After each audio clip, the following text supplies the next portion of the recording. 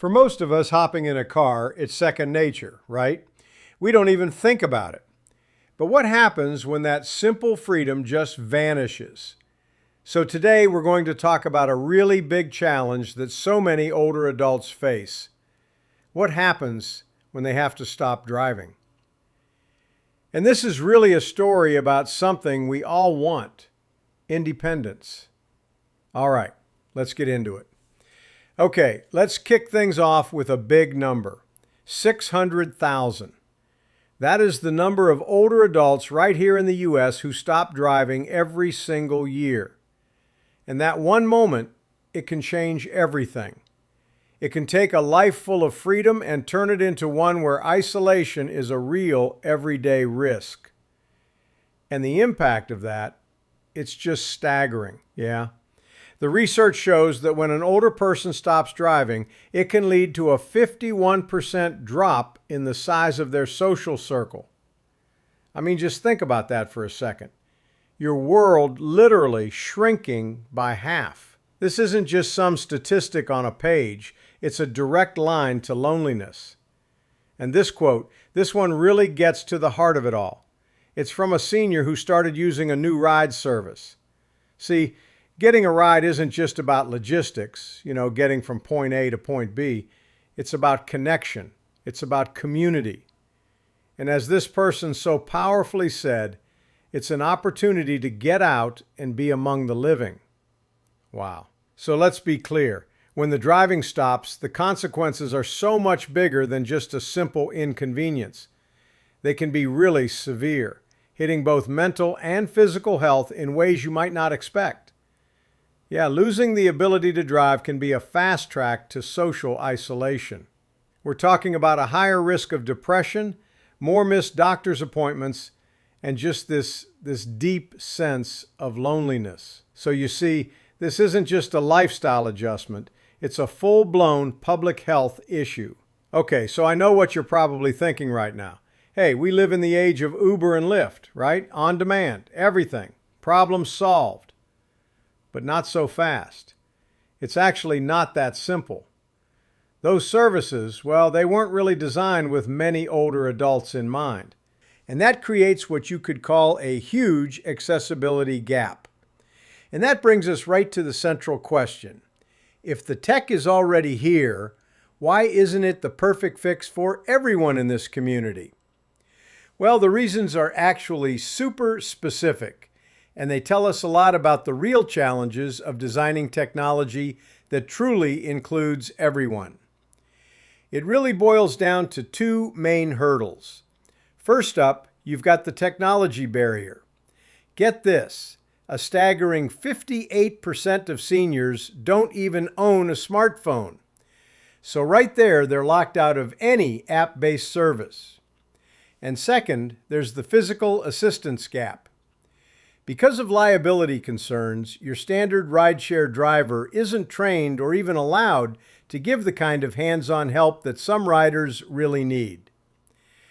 But where there's a clear need like this, innovators always step up to fill the void.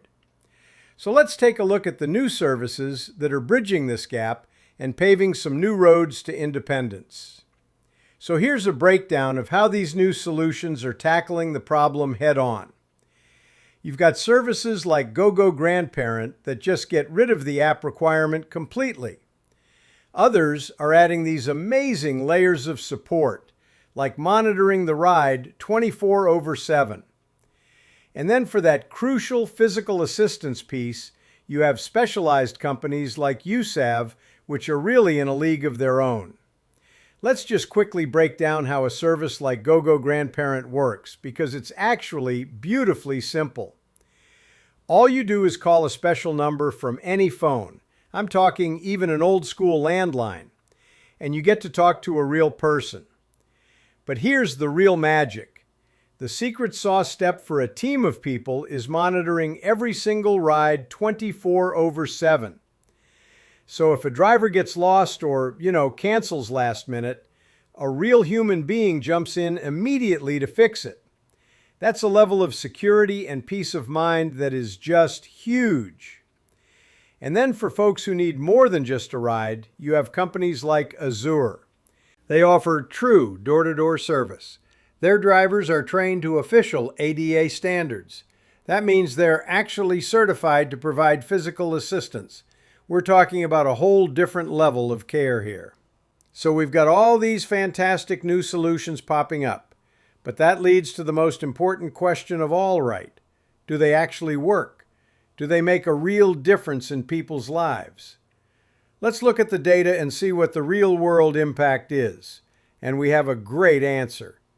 Thanks to a landmark study from USC and the AARP Foundation. They did something really simple but so powerful. They gave 150 older adults free, unlimited Lyft rides for 3 months straight. They wanted to see what would happen when that transportation barrier was just completely removed. And what they found? It's absolutely fascinating, especially how people use these rides. You'd probably guess most of the trips were to the doctor's office, and yeah, about 31% were for medical care. That makes sense. But the rest, a huge 69%, that was for social visits, fitness classes, running errands, just getting out of the house. This was never just about health care. It was all about quality of life. And the results? Honestly, they were just stunning. An incredible 92% of the people in the study said that having this access to rides improved their quality of life. I mean, come on, that is an incredible impact. It's practically unanimous. And remember that isolation problem we talked about at the beginning? Well, this tackles it head on. 2/3, 2 out of every 3 people in the study saw a boost in their social visits. That is concrete proof that reliable transportation is one of the most powerful weapons we have in the fight against loneliness. Period. So these services are amazing, no doubt about it. But the road ahead isn't perfectly smooth. There are still challenges, especially when you think about where these rides fit into the bigger picture of healthcare. First off, it helps to know a key term you're going to hear a lot: NEMT. That stands for non-emergency medical transportation. This is basically a healthcare benefit that covers rides to and from medical appointments. And some insurance plans, especially Medicare Advantage plans, are starting to offer it. And what's really interesting is that we're seeing these plans partner more and more with services like Uber and Lyft to provide that benefit. The whole conversation is shifting to see transportation as a core part of healthcare itself. But, and this is a big but, here's the single biggest hurdle we have left to clear: cost. After those free rides in the US study ended, most of the participants simply couldn't afford to keep using the service on their own. The study figured that unlimited rides would cost around $500 a month. And for so many people on a fixed income, that price is just, it's out of reach. So if this is an issue that you or someone you love is facing, here's a little takeaway toolkit for you. First, you've got to really assess the specific needs. How comfortable are they with technology? What level of physical help do they need? Second, explore all the different options we've just talked about, from the adapted ride shares to the super specialized services. And third, and this is a big one, check for benefits.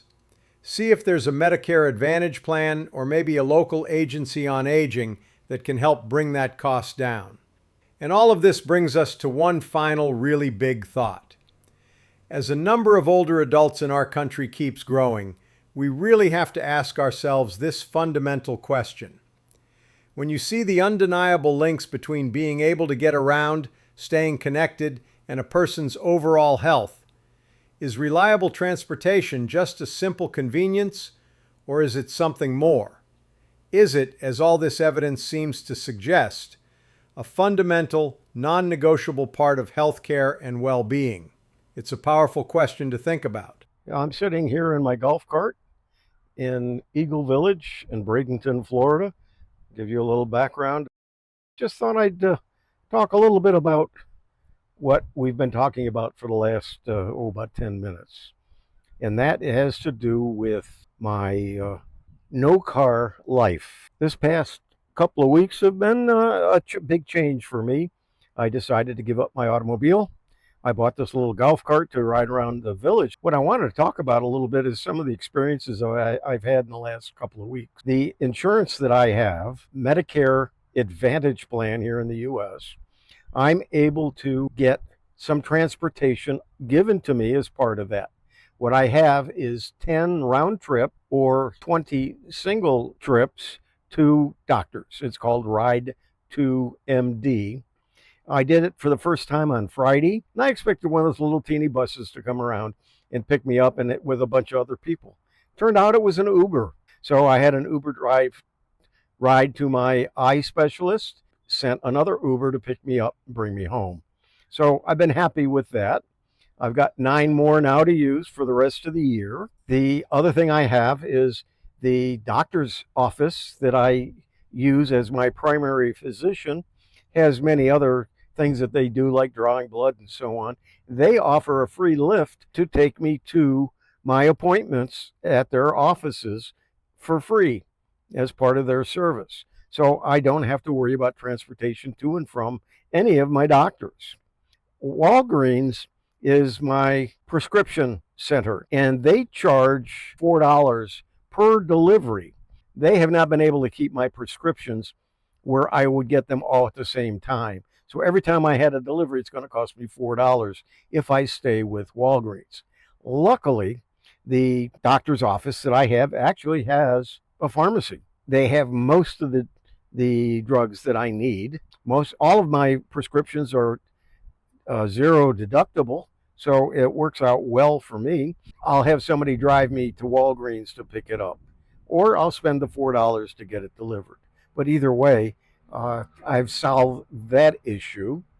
I am using Walmart Plus to deliver my groceries. I'm probably going to use Instacart for one of the grocery stores that I want to use. That's all they will accept.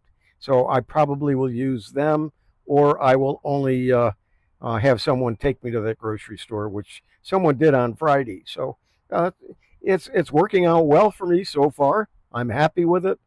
Uh, I've lost that independence where I can just say, oh, I want to go out to dinner tonight. I'm just going to go, and I'm going to go to this place or that place. I can't do that now. That's the one thing I do miss, but it's helped me. I've lost about 8 pounds so far from not going out to restaurants. So there's some benefits to that as well. I hope you're learning something about non-driving capabilities. So it may not work for you, but it's working for me. I'm Huey Poplock. Thanks for joining.